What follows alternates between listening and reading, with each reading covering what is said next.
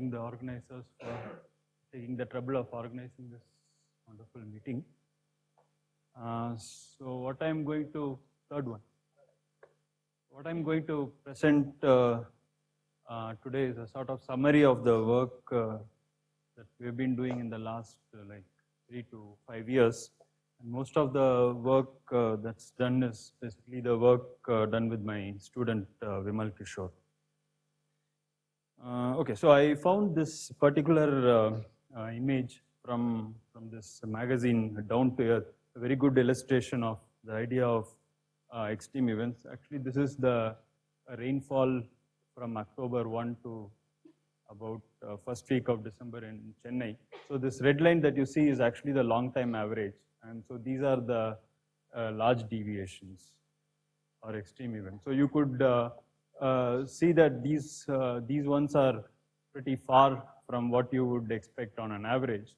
And you could also ask in general questions by setting a threshold independent of this long time average and ask for properties of these occurrences. So what I'm going to do is to look at these kinds of extreme events on a network. So network for me would mean a collection of nodes which are connected by edges. So what I need to answer these questions is I need a test bed, which is my complex network. And for the purposes of this talk, it doesn't matter what kind of network it is. And I need some sense of dynamics on that network. And I would basically choose the simplest possible model of random walks on the networks. So events for me would simply be the random walkers on the network. So just to fix your ideas, you could think of them as some vehicles on highways or packets of information flowing on a network. And extreme events would be based on a number of walkers which would meet purely by chance on any particular node of a network. So here, extreme events are simply due to the fact that there are internal fluctuations in the number of walkers which are basically passing through this entire network as a whole. So there are no external driving terms present. Okay, so let me just maybe point out to one earlier work on similar random walks on networks. There was a claim of universality which was presented by Barabasi and co-workers. So what is plotted here is actually empirical data from World Wide Web, River Network, and so on, that the standard deviation of the flux passing through any particular node is related to the mean of the flux by something like this. And this exponent alpha is either half or 1. And it was later actually argued and shown that it's actually not true. In fact, you could have any exponent between half and 1 and even larger than 1. And it depends on many factors, including fluctuations of, say, the walkers, as well as the resolution of your measurement and so on. So what we are going to do is to look at the distribution of a large number of random walkers on a network like this. So I would basically consider a network which is n nodes and there are e edges and w non-interacting walkers. And in such a case, the probability that there are m walkers on any particular node of the network is simply given by a binomial distribution here. And this pi is your occupation probability. And in the case of network, this occupation probability turns out to be proportional to the degree of the particular node in which is being considered. For instance, here it's the ith node. So it's proportional to ki, which is the degree of the node. And once you know this to be binomial, you can quickly write down the mean and variance of the flux passing through the ith node on the network. So this is simply the numerical verification of this result. Not really surprising that there's a good agreement. And and once we have the distribution for m walkers on a node in a network, so we ask the question, what is a reasonable threshold that we identify so that we can define extreme events for the flux on a network. So, so suppose if I put in a constant threshold, it's a kind of trivial scenario because the walkers which are flowing on a network is proportional to the degree of the network.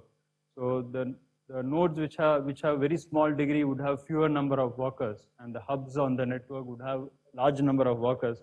So any threshold would lead to a kind of trivial result that some nodes will always have extreme events, and there will be other set of nodes which won't have any extreme events. So what you would do is to choose a threshold which is based on the natural flow of the flux on each node. So basically it's the mean plus some number that I set multiplied to the standard deviation. And since we know all these in terms of the network and the random walk parameters, we could write the threshold in terms of the degree of the particular node. This is the total number of walkers on the network. Capital K is the total number of edges in a network. So the entire the threshold that I have set to be my threshold for the extreme event depends on the number of links, which is basically this Ki. And then you essentially integrate the probability distribution for number of workers from this threshold to the total number of workers. And if we do that, we can write the result analytically in terms of incomplete beta function. And again, the entire result, as you can see, actually boils down in terms of the degree of the node. But what's interesting is if you actually plot out this result as a function of the degree of the network. So if you look at the top figure here, so this is for the standard scenario that I introduced earlier. So you have a large number of walkers on a network, and what is plotted here is the probability for the occurrence of extreme event, where the extreme event is defined in the sense that there are exceedances of the flux above this threshold. And in that case, you notice that the probability for the occurrence is larger in the case where the degree is smaller compared to this end where you have hubs of the network. Those are the ones which have large number of links, and here the probability is much smaller. So that's something very unusual. So basically it says that smaller, the nodes with smaller links have higher probability for the occurrence of extreme events. And from here on, so this in a sense is the main result which I want to convey as an important central message of this work. But from here, you could relax many other conditions, and you will still see that this feature continues to remain. For instance, you don't have to keep the total number of walkers as a constant. So you could make it a random variable, and you can still get the analytical result, and you could see that the numerical results which are represented by the blue dots, they more or less very well agree with the analytical results. And okay, so this is basically my central result, that small degree nodes are more likely to encounter extreme events. And you could, instead of standard random walk, you could put in a biased random walk, and again, you would basically get a similar result. And you could also do various other things. For instance, you can put in waiting time, something like a continuous time random walk. Once again, if you look at the probability for extreme events, what you get is this familiar pattern once again.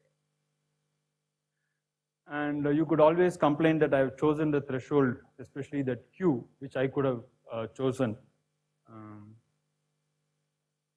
this number. So if I had put in, say, for instance, Q equal to 4, that means that events larger than 4 sigma events are extreme events. So you could complain that that's something that could have played some role in obtaining this result. So here what is shown is that irrespective of what threshold you choose, the probability for extreme events actually scales with that. So in fact, there is a very good data collapse when you look at the extreme event probabilities as a function of the choice of threshold. And in fact, you could go further and do away partly with the random walk and say that I will use shortest path dynamics on random on a network. And again, you could obtain under some approximations this analytical result. So once again, you see that you pretty much get the similar kind of pattern in the final result. So this is again the probability for extreme events with shortest path dynamics thrown in. Okay. So now that we have these results, we could go ahead and ask a question which is of kind of central importance in many aspects of network functioning and dynamics. So one of the things that people are worried about is will network remain stable under say perturbations, under strong perturbations. So we could use this machinery to maybe answer that question. So what I have shown here is a simulation of extreme events. So what I have plotted is number of deleted nodes. That is in the following sense, that you delete every node on which an extreme event occurs. So slowly you will see that the number of deleted nodes increases as a function of time. So at some point or the other, most of the nodes would be deleted that node dynamics can take place on the network. Okay. So you could see that for long enough time, nothing really much happens, but within a very short time frame here, suddenly this number of deleted nodes actually shoots up. And so I put it together with the report from a very real life power blackout event, where it shows the number of generators that have failed as a function of time. So you see a similar kind of pattern. So it doesn't mean that this is actually a model for that, but there seemed to be something of commonality between these two. Okay, so there is a much better way of looking at this. The last slide. There's a much better way of looking at this, which is to plot the number of deleted nodes as a function of capacity by load, which actually captures how much of the network still has some functionality left in it. And what you will see is that for long times, again here the time aspect is removed, but this is the time when nothing much happened. There are occasional node failures, which really doesn't bring down the network. But there is this region of cascades where one node failing leads to a whole lot of other nodes failing, which is dangerous. And once you enter this third node, you are in a point of no return where the network is bound to fail. So there are other, you can even see this in real life networks, but with this, let me summarize that extreme events are interesting emergent phenomenon. And again, this is my central message that extreme events are more likely to happen in lower degree nodes than in higher degree nodes. And it looks like that the extreme events can paralyze the network as well. Thanks for your attention.